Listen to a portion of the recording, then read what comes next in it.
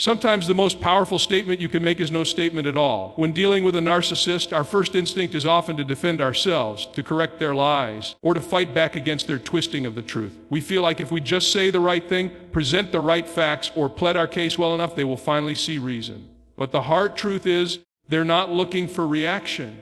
The more you argue, the more material they have to work with. The more you try to explain yourself, the more they twist your words to suit their narrative. And the more you chase their understanding, the more you play into their hands.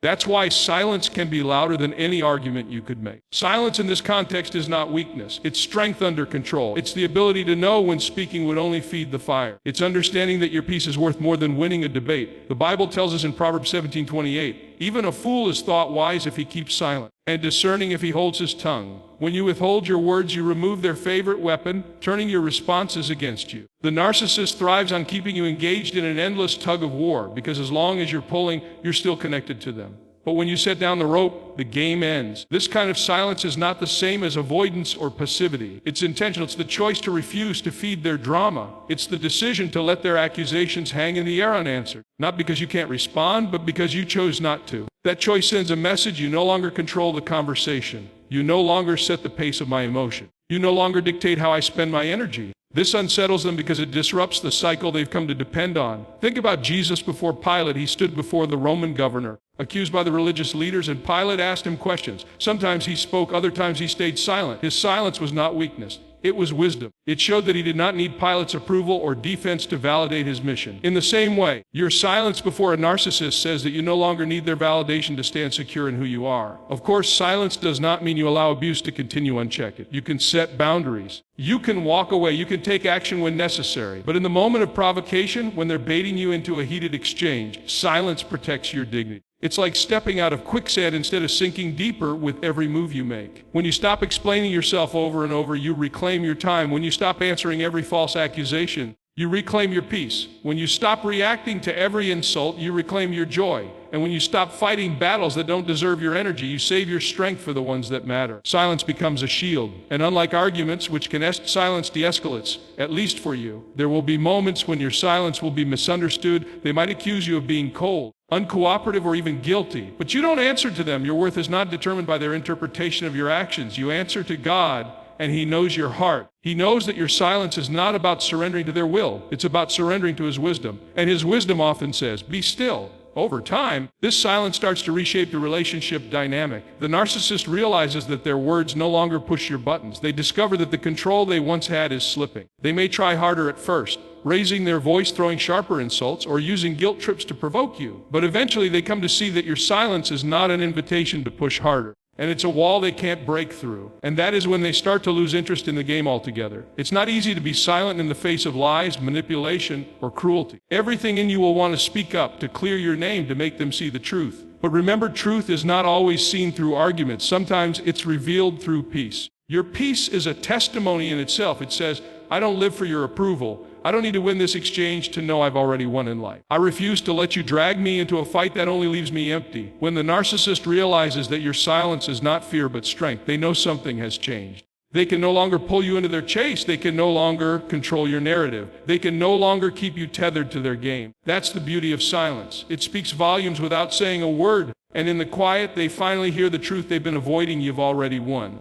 If you'd like, I can continue with the fourth key. Forgiveness is one of the most understood concepts when dealing with a narcissist. Many people think that forgiving means excusing what happened, pretending it didn't hurt, or inviting the person back into your life as if nothing happened. But forgiveness is none of those things. Forgiveness is not about setting them free. It's about setting yourself free. It's about refusing to let the pain they cause become the prison you live in. When you forgive, you are not saying, it was okay. You are saying, it is finished. You no longer get to control my heart, my peace, or my future. A narcissist often thrives on holding emotional power over you. They want to know that they can still upset you, that they can still make you replay every hurt in your mind, that they can still keep you hooked into the story they've written for you.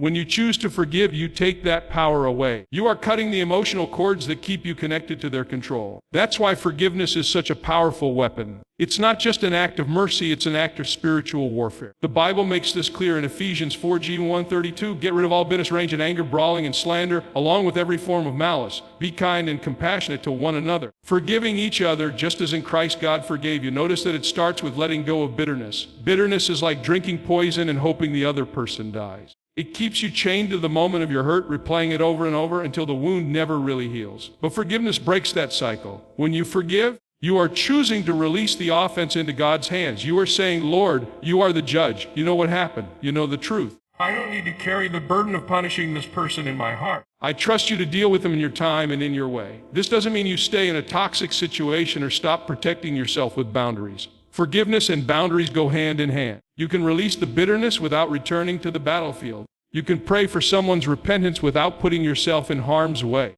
One of the most liberating parts of forgiveness is realizing that you don't have to wait for the narcissist to apologize or admit they were wrong. If you wait for that, you might be waiting forever. Narcissists rarely give genuine apologies because it requires humility, and humility is something they resist. But your healing cannot be dependent on their willingness to repent. Forgiveness is a gift you give yourself, not a reward you give them. Sometimes forgiveness feels impossible because the wound is so deep. You may think, they don't deserve it. And you're right, they probably don't. But neither did we deserve God's forgiveness, and yet He gave it freely. Forgiveness is not about whether they deserve it. It's about whether you want to live free. You may never forget what happened, but forgiveness means it no longer controls you. It means you can remember the event without reliving the pain. When you forgive, you also protect yourself from becoming like the person who hurt you. Without forgiveness, pain has a way of hardening your heart, making you cynical, bitter, and suspicious. But forgiveness keeps your heart tender and open to God's love. It keeps you from letting the narcissist's actions define your character. The narcissist will notice when you've forgiven them, even if you never say the words out loud. They may still try to provoke you, expecting the old reactions, but when they see that you respond with calm instead of rage, peace instead of bitterness, it unsettles them. They may interpret it as weakness, but in reality, it's the strongest move you can make, because they are still fighting a war you've already walked away from. Forgiveness does not mean reconciliation. Reconciliation takes two willing parties. Forgiveness takes only one. You can forgive and still maintain distance. You can forgive and still say no to further mistreatment. You can forgive and still protect your emotional, spiritual, and physical safety. Forgiveness simply means that you refuse to let the past be the chain that drags you down. And here is the ultimate true thing: when you forgive, you win, because you've refused to let the narcissist's actions shape your future. You've chosen to rise above the level they wanted to keep you at. You've chosen to trust God more than your anger. You've chosen peace over poison, freedom over bondage, and love over bitterness. And in that moment, whether they understand it or not, the narcissist realizes the fight is over. You've already won, because they no longer live rent-free in your heart. There comes a moment in every battle when the enemy realizes the fight is over. Not because you've shouted louder, not because you've hit harder, but because you refuse to surrender. You see, the narcissist, the one who fed on your pain and thrived on your doubt, suddenly comes to a chilling realization: you've won. Not with vengeance, but with victory born out of grace, truth, and God's unshakable hand in your life. There is a moment in every great battle when the outcome is determined long before the last blow is struck. It's not the swing of the sword, the aim of the spear, or even the roar of the crowd that seals the victory. It is the quiet, unshakable conviction in the heart of the warrior. That is where your victory begins. When you face someone who thrives on your fear, your doubt, and your uncertainty, they are counting on you to see yourself as small. They are counting on you to believe that you have no chance to win. The narcissist doesn't just fight for control. They live on the illusion that they have already won before the fight even starts. But the moment you decide that you will not be ruled by their voice, something shifts. It is as if the battle tips in your favor before a single word is spoken. Think of David the shepherd boy. Everyone in the camp of Israel saw Goliath as unbeatable. Day after day, Goliath shouted threats across the valley, and day after day, the men of Israel trembled. But David saw something different. He had faced lions. He had faced bears. He had faced trials that no one knew about. And more importantly, he knew that his God was greater than the giant who stood before him. David's victory was not secured when the stone left his sling. It was secured the moment he stepped forward with faith instead of fear. And that is exactly how it works when you face the narcissist in your life. When you shift your perspective from fear to faith, the balance of power changes. You are no longer reacting to their accusations, their manipulation, or their endless attempts to keep you under their thumb. Instead, you are grounded in the truth that your worth does not come from them. You are not who they say you are. You are who God says you are: chosen, loved, forgiven, and free. This is the battleground of the mind, and if you win here, the rest of the battle becomes a matter of time. The narcissist senses this change. They may not understand it, but they feel it. They notice that their words don't cut as deeply. They see that their games don't rattle you the way they once did. They realize that you no longer jump at every criticism, nor do you hang on every ounce of praise they decide to throw your way. This quiet strength unsettles them because they are losing the one thing they value most: control. It's not about being louder than them or outsmarting every scheme they create. That will exhaust you. Instead, it's about standing so firmly in your truth that their lies slide right off your soul. They may raise their voice, twist your words, or play the victim, but you no longer bend to the weight of it. Like a tree rooted deep into the ground, the storms can rage, but you do not fall. This is where the true victory lies, in the unshakable peace that says, I know who I am and I know whose I am. This is why the Apostle Paul tells us in Romans 12:2, do not conform to the pattern of this world, but be transformed by the renewing of your mind. The world will try to tell you that you must fight for your dignity, claw your way to respect, or match insult for insult. But God says no. Be transformed. Let him renew your mind so that you think differently, see differently, and walk differently. Once your mind is renewed, the narcissist cannot truly win because you have taken away the battlefield they depend on most of your thoughts. Winning in the mind means you stop waiting for their approval to feel valuable. It means you no longer measure your worth by how they treat today versus yesterday. It means you stop letting their mood dictate your mood, their attitude dictate your joy, or their opinion dictate your self-image. That's not arrogance, that's freedom. And freedom is the very thing they fear you finding. One of the most powerful truths you can embrace is this: you don't have to win their game to win the war. You can walk away from their strategies altogether. You can stop defending yourself against false accusations because your identity is not on trial.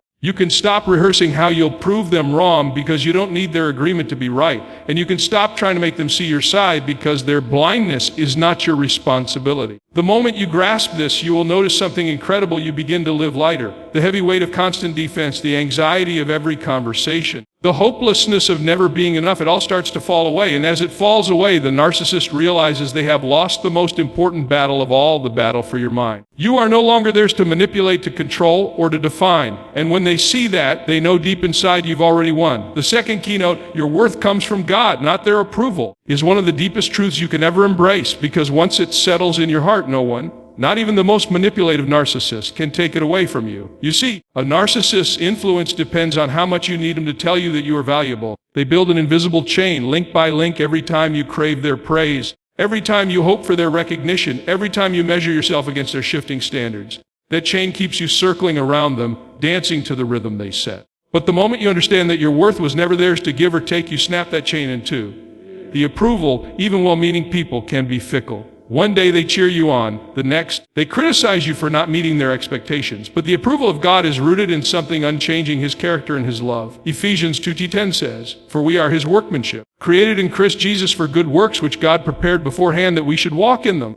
That means your value is tied to your Creator, not to the applause of the crowd, and certainly not to the approval of someone who uses it as a tool for control. When your worth is tied to God, you start living differently. You don't shrink when people disapprove of you, because you know that your mission is not to please everyone, it's to please the one who called you. You don't chase after empty compliments, because you already have the eternal affirmation of the one who knows you completely and still calls you beloved. And you stop letting the criticism of others define you, because you know that even if they misunderstand you, God sees the truth. This shift in perspective terrifies a narcissist because it means their primary weapon, approval manipulation, no longer works on you. Imagine for a moment that you are holding a mirror. When your worth comes from people, the mirror is always facing outward, trying to catch their expressions. You searching their eyes for signs of acceptance or rejection. You adjust yourself constantly, hoping they will reflect back the image you want to see. But when your worth comes from God, the mirror turns upward. You begin to reflect his truth and his love, not the fleeting reactions of people. And when you do that, your life becomes unshakable because his reflection does not change with moods, trends, or power plays. Jesus himself modeled this. He never changed his mission to win over the Pharisees. He never altered his message to avoid offending people. He never sought the approval of the religious elite, because he was rooted in his Father's will. That's why when voices rose against him, he didn't crumble under the weight of their disapproval. In John 8:29, he said, the one who sent me is with me. He has not left me alone, for I always do what pleases him. That is the foundation you need when dealing with a narcissist. You live to please God, not them. Now, this doesn't mean you become hardened or indifferent to others. It means you stop making their approval the measuring stick for your value. It means you understand the same God who spoke galaxies into existence also spoke life into you, and he called it good. It means you believe that when he looks at you, he doesn't see the flaws someone else keeps pointing out. He sees the masterpiece he created. And if the King of Kings has declared you valuable, then no amount of human disapproval can diminish that truth. The narcissist will try to convince you otherwise. They may withhold compliments to make you work harder for them. They may compare you to others to make you feel less than. They may use guilt, shame, or subtle jabs to erode your confidence. But here's the key: the moment you stop chasing their approval, their tactics lose power. You are no longer running after scraps of validation. You are feasting on the banquet of God's acceptance. And that is a meal that never runs out. This is what it means to live free. You stop asking, am I enough for them? And start affirming, I am enough in Him. You stop wondering, do they love me? And start resting in, He loves me. You stop thinking, what do they think of me? And start asking, what does God think of me? That is a radical shift, and it will show in everything you do. Your voice will be steadier, your choices will be clearer, and your heart will be lighter. When the narcissist sees that you no longer look to them as your source of identity, they may react with confusion, anger, or even desperation. But deep down, they know the truth, and they have lost the ability to control you. Because once you know your worth comes from God, you've taken away their power to define you. And that, my friend, is when they realize it, you've already won.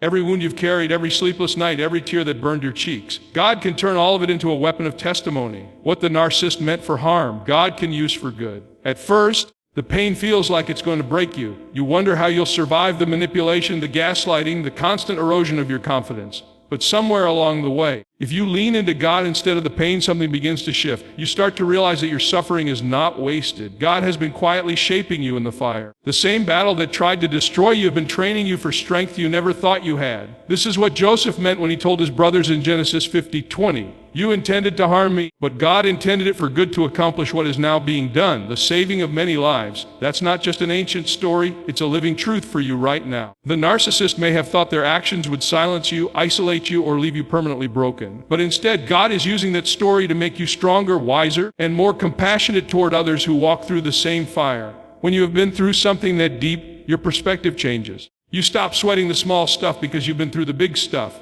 You become a safe place for others to open up because they know you understand their pain. Your empathy sharpens. Your discernment grows. And you starting the subtle signs of manipulation and control in places you would have missed before. That's not paranoia. That's wisdom gained through experience. Your wounds also give you a platform, not in the sense of standing on a stage with a microphone, although that might happen for some, but in the sense that your life itself becomes a message. People watch you. They see that you've been through something, but you're not bitter. They notice that you carry yourself with dignity, even though you've been dragged through the mud. They hear your voice speak peace, even though you've been provoked to rage countless times. And when they ask, how did you get here?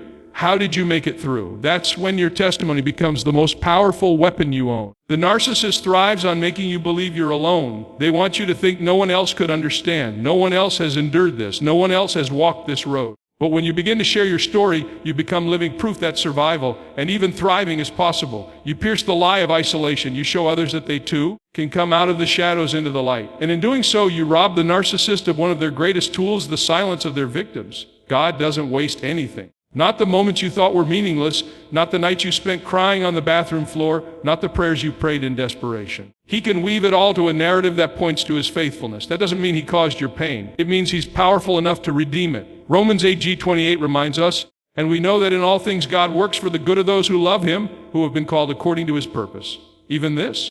Even the betrayal, even the seasons you thought you would never recover from. One of the most beautiful things about a testimony is that it carries authority. Not the kind of authority that demands attention, but the kind that commands respect.